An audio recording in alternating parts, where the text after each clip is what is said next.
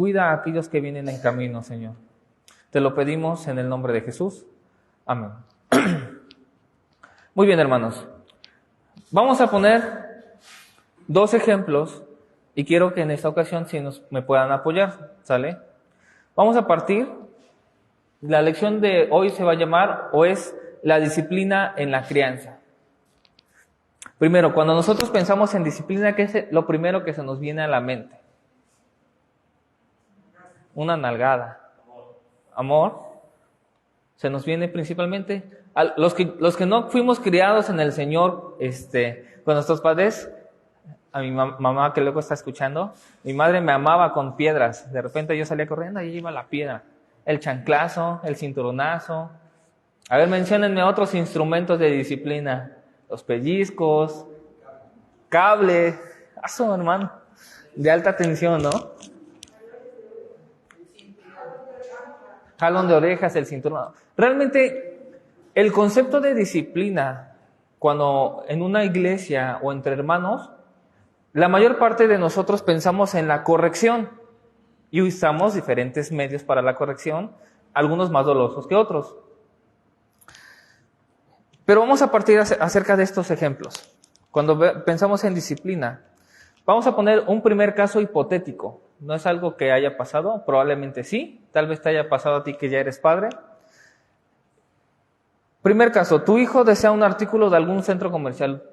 No sé, yo por eso ya a mi hijo ya no lo llevo casi a la tienda, porque sé que llevarlo a la tienda es comprarle algo. Creo que todos los que tenemos hijos sabemos que eso va a pasar. Pero no lo puedes comprar, sea cual que sea el motivo. No llevas dinero, ya no estás en el momento, es demasiado caro. Y empieza a hacer un berrinche. Se enoja, patalea, porque no obtiene lo que desea y simplemente no para. O sea, tú vas en el súper, vas a cualquier lugar, el hijo empieza a hacer un berrinche porque quiere, o sea, porque lo necesita, porque lo desea. La pregunta es, ¿qué harían? Alguien que me puede decir, ¿o qué han hecho en esos tipos de comportamientos? ¿Qué han hecho para aquellos que son padres y que si presenciaron este comportamiento, qué harían? Estando en un lugar público. Adelante, hermano Alfredo. Yo creo que se tiene que preparar al niño antes de ir a esos lugares. Ok. Los hijos nunca tuvimos ese problema. Ellos siempre sabían que no había dinero. Muy bien. Honestidad ante todo, hermano. ¿Sí? Entonces, cuando íbamos, pues, Ok. Pero ya estamos en el momento. Ya, no le dijimos que no llevo para el Hot Wheels, para la Barbie, para el huevito Kinder. Ya estamos en ese momento. ¿Qué hacemos? A ver, acá, nuestro hermano.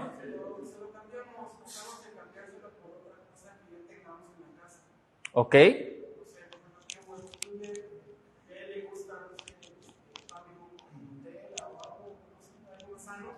Ahí está un buen consejo, hermanos, para que lo podamos seguir.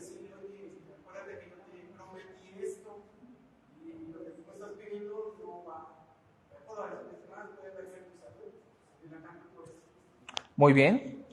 Hermano Rojas, ¿cuántos cinturonazos son buenos?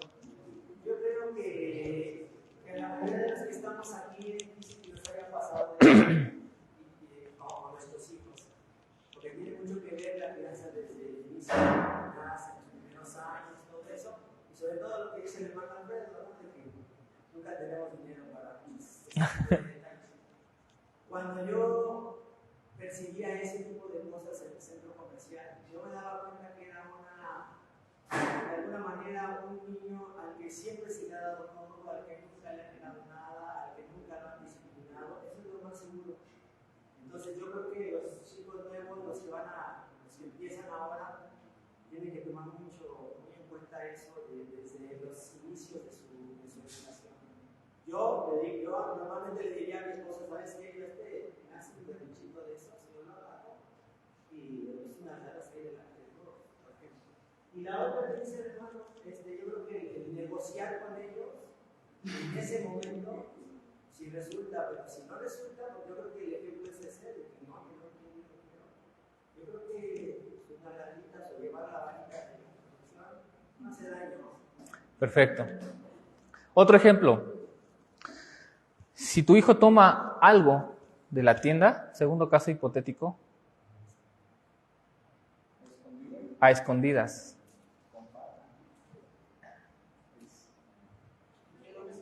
Primero, lo descubrimos, no te compartió ni a sus hermanos.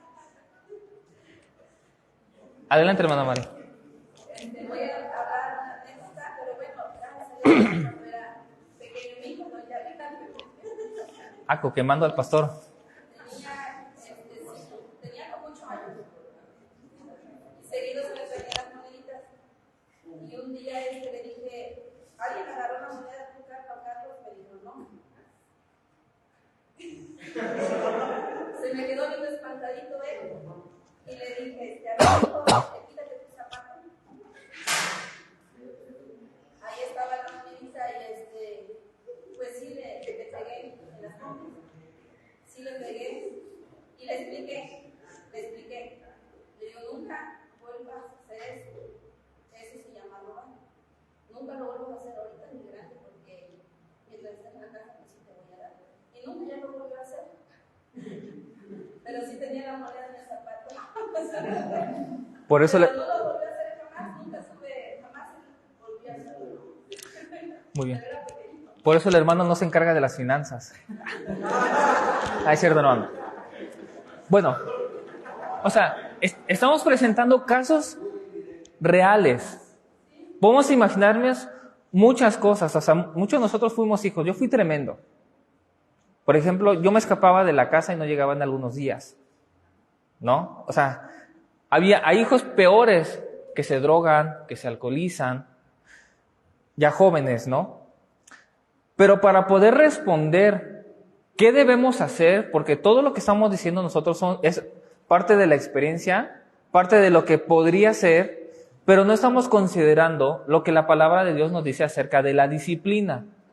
En primera, por ejemplo, nuestro hermano Rojas nos decía, a esos niños se les da todo porque no han tenido disciplina. ¿Qué es disciplina? ¿No? O sea, tenemos que partir del punto de ¿qué es la disciplina? ¿Qué nos dice la palabra? Exacto. ¿Mande? Hay que poner límites, hay que poner reglas. Son muchas las implicaciones que tiene la disciplina, pero ¿para qué poner reglas? ¿No? ¿Por qué poner límites? Hay que entender primero qué nos dice la palabra de Dios acerca de la disciplina. Vamos a tomar un pasaje que es como la supremacía de la disciplina. Y vamos a hablar acerca de Hebreos 12. ¿Sale? Vamos a empezar abriendo nuestras Biblias en Hebreos 12. Vamos a leer desde el versículo 1 y vamos a continuar hasta el versículo 14. Este sí no está en pantalla. O lo van a proyectar en pantalla. Hebreos 12, versículos 1 al 11. Fíjense, Hebreos 11 nos está hablando de hombres de la fe. Nos está dando ejemplos de qué es la fe. Empieza el capítulo 12 de Hebreos. Y el capítulo 12 de Hebreos, ¿qué tienen en su título, hermanos? ¿Qué dice? Puesto los ojos en Jesús, la carrera del cristiano, la carrera del creyente. Tiene un título que no tiene nada que ver con disciplina, pero nos habla de la disciplina este pasaje. Empieza diciendo el versículo 1 y vamos a ir leyendo. Por tanto, nosotros también, teniendo alrededor nuestro tan grande nube de testigos, despojémonos de todo peso y del pecado que nos asedia y corramos con paciencia la carrera que tenemos por delante. Puestos los ojos en Jesús, el autor y consumador de la fe, el cual, por el gozo puesto delante de él, sufrió la cruz, menospreciando lo oprobio, y se sentó a la diestra de Dios. Considerad aquel que sufrió tal contradicción de pecadores contra sí mismo, para que vuestro ánimo no se canse hasta desmayar, porque aún no habéis resistido hasta la sangre, combatiendo contra el pecado. Y habéis ya olvidado la exhortación que como a hijos se os dirige, diciendo, y aquí empieza, Hijo mío, no menosprecies la disciplina del Señor, ni desmayes cuando eres reprendido por Él, porque el Señor al que ama disciplina y azota a todo aquel que recibe por hijo. Si soportáis la disciplina, Dios los trata como a hijos, porque ¿qué hijo es aquel a quien el Padre no disciplina? Pero si os deja sin disciplina, de la cual todos han sido participantes, entonces sois bastardos y no hijos. Por otra parte, tuvimos nuestros padres terrenales que nos disciplinaban y los venerábamos. ¿Por qué no obedeceremos mucho mejor al Padre de los Espíritus y viviremos? Y aquellos, ciertamente, por pocos días nos disciplinaban, como a ellos les parecía. Pero para lo que nos es provechoso, para que participemos de su santidad. Es verdad que ninguna disciplina al presente parece ser causa de gozo, sino de tristeza, pero después da fruto apacible de justicia a los que en ella han sido ejercitados. Y hasta ahí nos vamos a quedar. Una pregunta acerca de este pasaje. ¿Nos está hablando primero de quién? ¿Poner los ojos en quién? Y nos está dando un ejemplo de Jesús. La pregunta es, ¿Jesús fue disciplinado? ¿Sí o no? Sí. La respuesta clara es sí. ¿Cómo? Y el pasaje nos empieza a animar a algo. Veamos lo que dice el versículo 3 y 4 nuevamente. Considerad aquel, ¿a quién? ¿Quién es aquel? Jesús, Cristo, que sufrió tal contradicción de pecadores contra sí mismo, para que vuestro ánimo no se canse hasta desmayar. Es decir, les está diciendo a los lectores del libro de Hebreos, de la carta a los Hebreos, que no se desanimen. ¿Por qué? Bueno, estamos hablando en un contexto de judíos que querían regresarse al judaísmo. ¿Por qué? Por la persecución que estaba llevando la iglesia, por lo que ellos estaban viendo, porque no convenía ser cristiano en esa época, porque los perseguían y los mataban. Y obviamente ellos no querían vivir esa parte, pero les estaba diciendo, Cristo es el mayor ejemplo, ustedes van a pasar estas cosas porque aún Cristo lo pasó. Y les dice después en el versículo 5, ustedes habéis olvidado la exhortación que se les dio. Entonces, los judíos de esa época estaban padeciendo persecución. ¿Y qué les está diciendo el autor? ¿Qué significaba esta persecución? ¿Qué significaba el luchar contra el pecado? ¿Qué significaban las adversidades que ellos estaban pasando? Que estaban en disciplina. Pecadores, malvados, perversos. No, ¿verdad?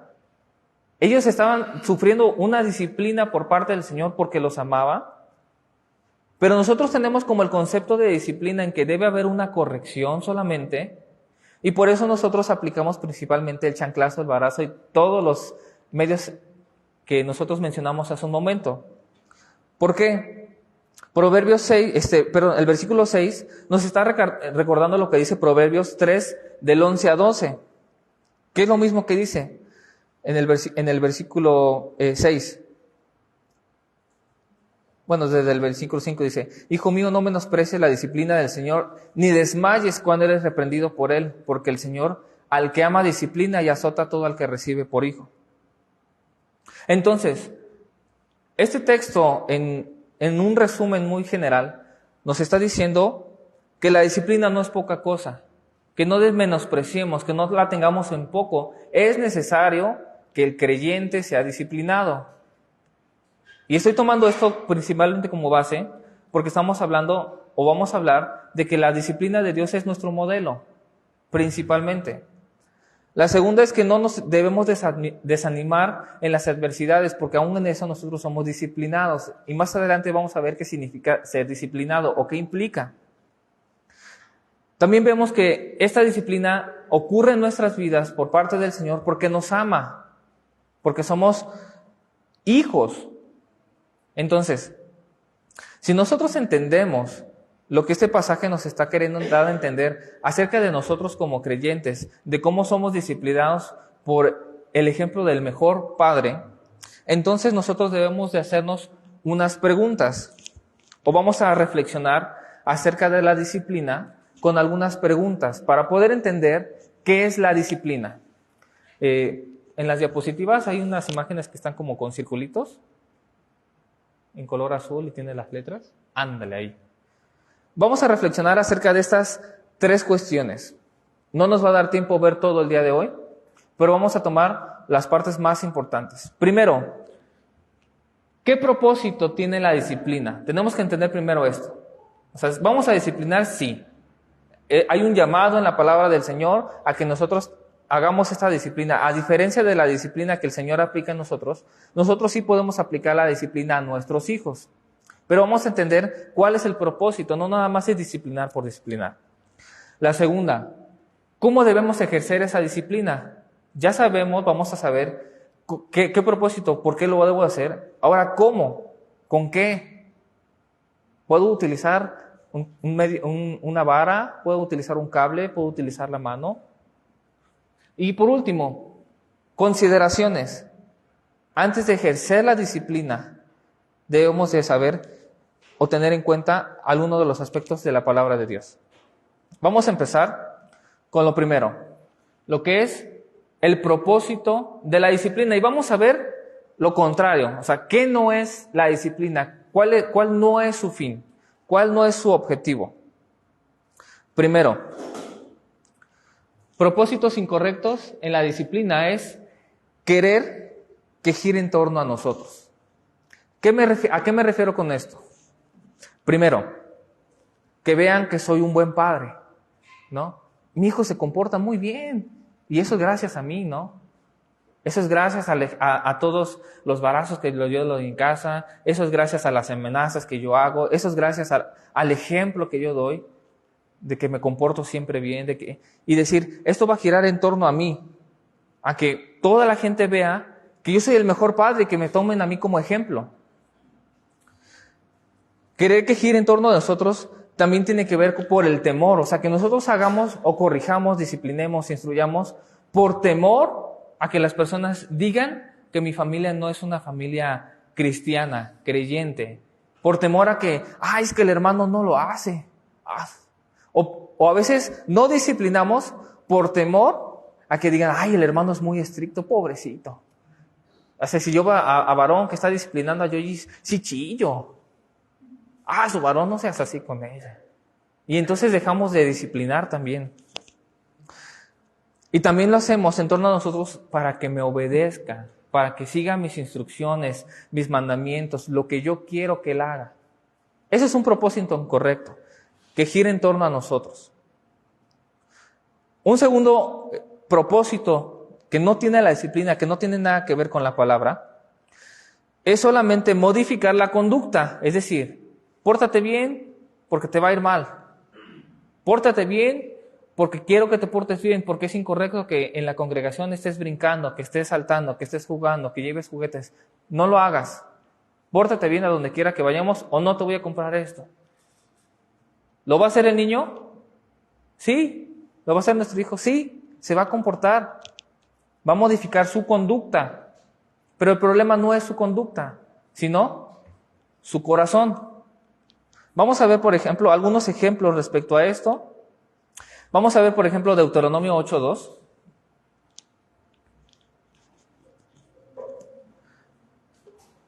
Y hay varios pasajes que les puedo mencionar. No todos están aquí en las diapositivas, pero se los puedo compartir para que veamos algunos ejemplos. Deuteronomio 8:2.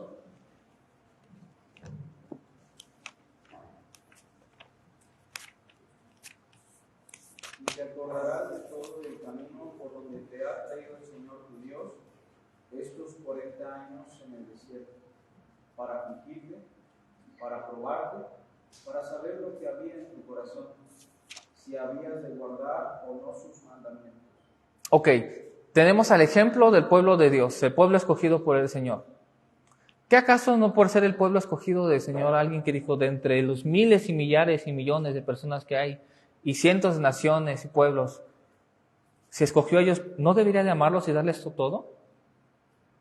¿Para qué los hizo caminar? O sea, ¿eran qué? ¿40 días? Realmente eran 40 días de camino desde donde salieron hasta la tierra prometida. Y se hicieron 40 años, ¿no? Se parecen a mí, bien perdidos en geografía. O sea, si me dicen, llega acá, yo me voy a pasar 5 o 6 cuadras. Yo soy como ellos. Pero tenían un propósito. ¿Cuál era? Probar su corazón. No los tentó, los probó para saber si ellos iban a guardar sus mandamientos. Ya no hablemos de conducta. ¿Por qué? Porque cuando le decían, eso estaba mal, lo dejaban de hacer, ¿sí o no? Veía que alguien se moría y se lo tragaba a la tierra, ay, nanita, ya mejor no, ya no lo hago, ¿no? ¿Por qué? Porque el ser humano tiende a modificar su conducta solamente por apariencia, solamente por obtener un beneficio. Pero el problema no está en la conducta, está en el corazón. Otro ejemplo, Marcos 7, libro de Marcos 7, versículos 20 al 23.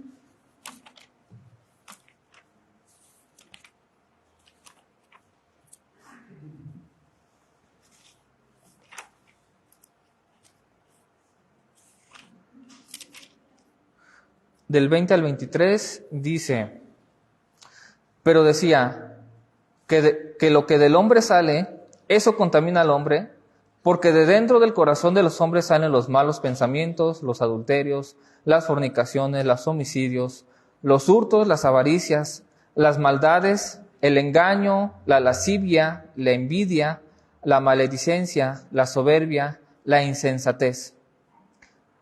Todas estas maldades de dentro salen y contaminan al hombre. Entonces, hermano, hermana, cuando tú ves a que tu hijo hace algo que no debe de hacer, el problema está en su corazón. ¿Por qué? Porque somos pecadores, porque somos de una naturaleza pecaminosa y tu hijo, tu hija debe de entender esto y tú se lo debes de hacer saber para que no modifique solamente su conducta, sino su corazón, y su corazón, obviamente en consecuencia, va a afectar su conducta. Otro propósito incorrecto en la disciplina es que solo sean palabras, discursos. Ya te dije que no debes de hacer esto. ¿Y acaso tú lo haces? ¿Acaso si tú le dices a tu hijo, no mientas, pero tú mientes? Este ejemplo se lo decía Jesús a los fariseos.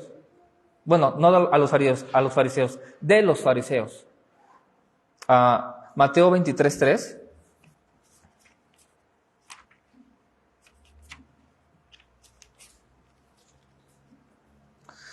Así que, todo lo que os digan que guardéis, guardadlo y hacedlo, mas no hagáis conforme a sus obras, porque dicen y no hacen. Y por último, otro de los propósitos incorrectos en la disciplina es verla como un castigo. O sea, la disciplina no es un castigo, hermanos. No debemos ejecutar y ejercer la disciplina porque queremos castigar al joven, al niño, por su conducta. ¿Por qué? Porque esto va a ser un tropiezo para ellos, porque van a modificar su conducta, van a crecer y el día que puedan desobedecerte lo van a hacer. No es, en los ejemplos que veíamos, hay otros aspectos que más adelante vamos a considerar, pero por ejemplo, si ya vemos que la disciplina, bueno, sí, la corrección física sí está dentro de los parámetros bíblicos, pero por ejemplo, no está aquí ahorita Olivares, la hermana Alejandra, ¿a poco, hermano, usted se atrevería a corregir a Miriam con chanclazo y varazo? Ahorita no, exacto. ¿No? Ahorita ya no puede, ¿no? La hermana. Quisiera, dice, pero no puedo. Pero en los niños es más fácil, ¿no? Entonces, nosotros a veces tomamos esto como un castigo y no vemos ahora sí el propósito real de la disciplina. El mismo pasaje de Hebreos ahora sí nos va a decir cuáles son los propósitos, cuál es la intención de la disciplina. Vamos a ver el punto número 2. Ahora sí, ¿qué propósito sí tiene la disciplina? ¿Qué debemos de hacer? Ya vimos que estos puntos anteriores que vimos son partes, son algunos de los puntos de lo que no es la disciplina. Y podemos descartar todas las demás ideas que tengamos con lo que vamos a ver ahora. ¿Qué propósito tiene la disciplina? Primero, debemos entender que la disciplina no es el fin en sí mismo, o sea, no es el objetivo. Cuando tú disciplinas, no quiere decir que ya hiciste lo que la palabra quiere decir. La disciplina es un medio para llegar a un fin mayor. Es el vehículo, es el transporte para que nosotros lleguemos a cumplir el objetivo que queremos. Más bien, el objetivo que el Señor quiere que hagamos con nuestros hijos. Tampoco es un recurso que tenemos para que nosotros podamos corregir, modificar, reprender a nuestros hijos. Vamos a entender, a partir de estos pasajes, qué sí es la disciplina. Vamos a ver lo que es el versículo 10 de Hebreos 12. Hebreos 12, versículo 10.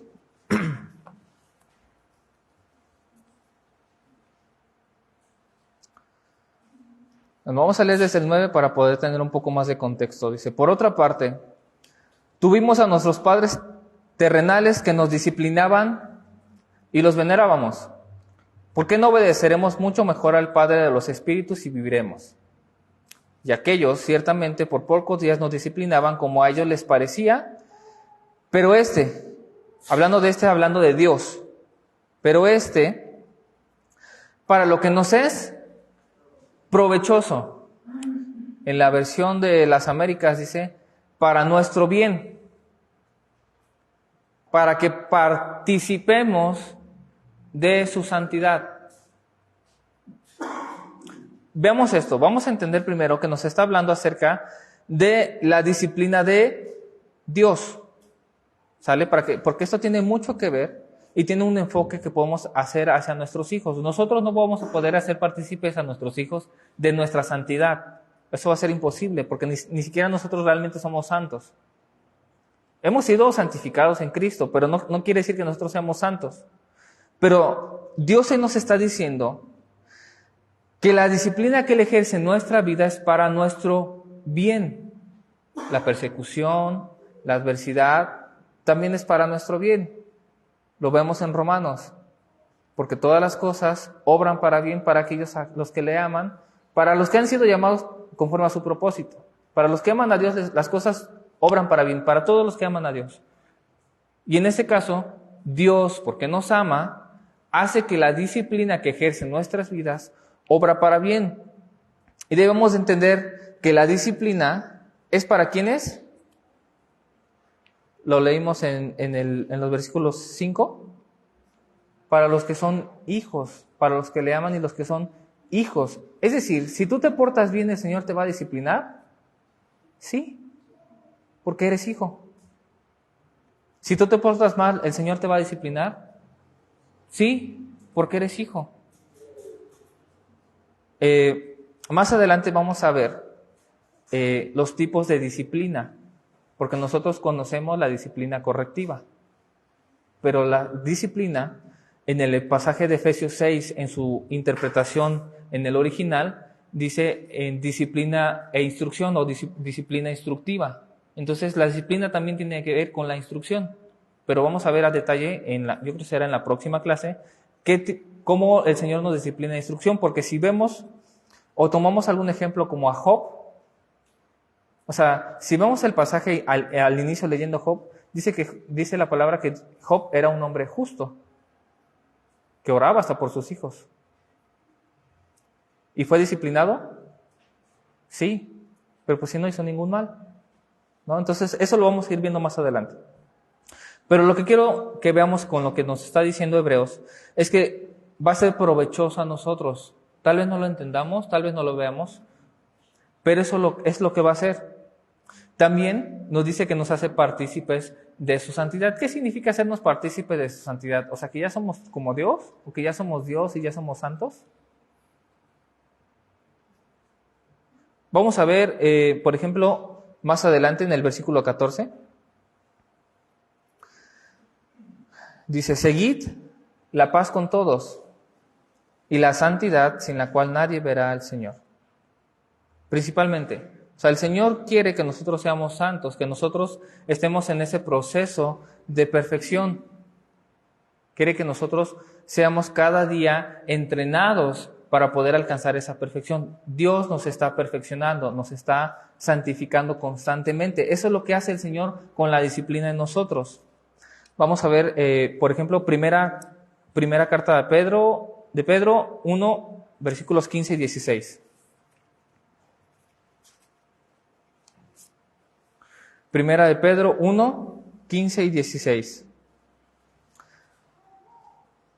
Bueno, desde el 14 dice, como hijos obedientes, no os conforméis a los deseos que antes teníais estando en vuestra ignorancia, sino, como aquel que os llamó es santo, sed también vosotros santos en toda vuestra manera de vivir. Entonces, 16, porque escrito está, sed santos, porque yo soy santo. Entonces, el Señor quiere santificarnos, ya nos salvó, pero no lo está dejando así. La disciplina tiene como objetivo que sea provechoso, pero que nos santifique. Esto es lo que hace la disciplina del Señor. Pero también nos está hablando, haciendo una comparación acerca de los padres terrenales.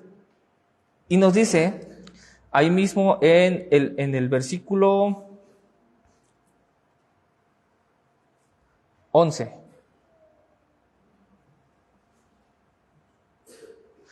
Es verdad que ninguna disciplina, hablando de la terrenal y de la del Señor, al presente parece ser causa de gozo, sino de tristeza. Dice, pero después da fruto apacible de justicia a los que en ella han sido ejercitados. ¿Cuál es el fruto de nuestra disciplina como padres hacia nuestros hijos? Nosotros que somos creyentes, es que nuestros hijos den un fruto apacible de justicia.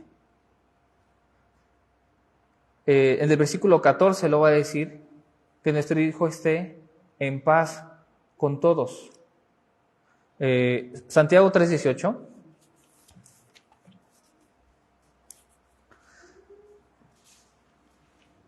Dice, y el fruto de justicia se siembra en paz para aquellos que hacen la paz. Otro ejemplo, Filipenses 4:7.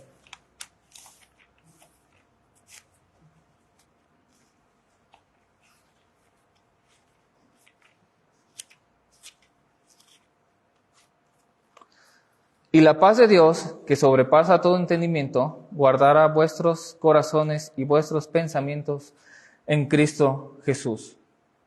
Entonces, con esto, hermanos, quiero que veamos que el propósito de la disciplina no solamente es cambiar su conducta, sino que esto produzca un fruto apacible, un fruto de paz. Eso es algo que se va a desarrollar a futuro en nuestros hijos, pero va a ser en el Señor.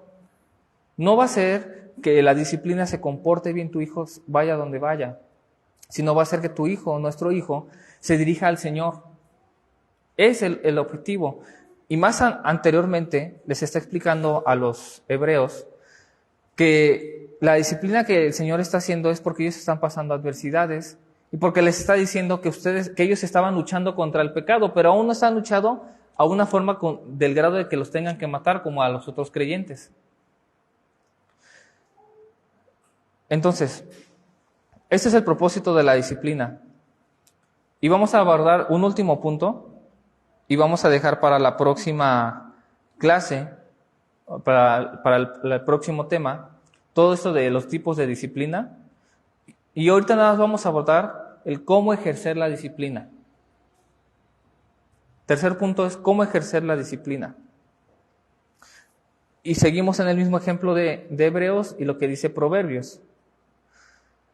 Versículo 5, y habéis olvidado ya la exhortación que como a hijos se os dirige, diciendo, hijo mío, no menosprecies la disciplina del Señor, ni desmayes cuando eres reprendido por él. Versículo 6, porque el Señor, al que ama, disciplina. Y pone el mismo ejemplo hacia los padres. O sea, si un padre no disciplina a su hijo, ¿quiere decir que lo ama? Por el contrario. Pero entonces, nosotros como padres ahora, es difícil, porque es muy difícil. porque estamos acostumbrados nosotros como grandes a ya hacer bien ciertas cosas. Yo sé que me debo de comportar y si mi hijo no se comporta, ya me está brincando el ojo porque me está poniendo en ridículo. Y lo primero que hacemos es exaltarnos, pensar, ahorita lo voy a jalar las orejas para que se siente, ahorita le voy a dar un pellizco, ahorita le echo, dirá la hermana Mini, la hermana Fer, la mirada matadora. Pero olvidamos que debemos de hacerlo en amor. O sea, realmente parece como una ironía decir, porque te amo, te voy a corregir, porque te amo, te voy a disciplinar, pero también porque te amo, te voy a instruir, te voy a amonestar, te voy a prevenir de los peligros que puedas tener, que es parte de la disciplina. La disciplina de Dios es una muestra de amor y nosotros debemos de tomar eso en consideración.